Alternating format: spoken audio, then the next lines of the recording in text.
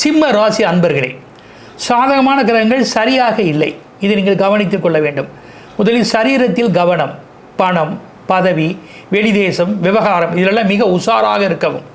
கோபதாபங்களில் கொள்ளாமல் குடும்பத்திலும் சரி, தனது பணியிலும் சரி, வெளியிடத்திலும் சரி, தன்னை சுற்றியிருப்பவர்களிடத்திலும் சரி நல்லதொரு அணுகுமுறைகளை நீங்கள் கையாள வேண்டும். யாரையும் நம்பி எந்த விஷயத்திலும் நீங்கள் ஈடுபட வேண்டாம். ஆண்டவன் அனுகிரகத்தை அதிகமாக கடைபிடிக்க வேண்டும். பரிந்துரைகளோ பண விஷயமோ கடன் பத்திரமோ இதில் பார்த்து எதையும் செய்ய வேண்டும். குடும்பம், தொழில் ரகசியங்களை காப்பாற்றிக் கொள்ள வேண்டும்.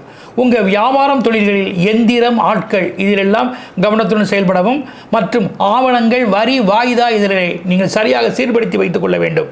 இல்லையேல் அபராதமோ அல்லது ஏதேனும் தண்டனைகளோ வரலாம். அதிர்ஷ்ட நிறங்கள் இந்த வாரத்தில் வெந்தய கலர், சாக்லேட் நிறம்.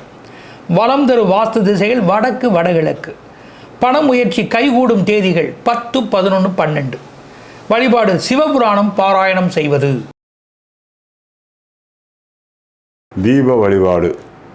தீபம் என்பது இழுப்பு எண்ணெயிலே மண் அகலிலே தீபம் ஏற்ற வேண்டும். இதை எங்கே ஏற்ற வேண்டும்? சக்கரத்தாழ்வாருக்கு ஏற்ற வேண்டும்.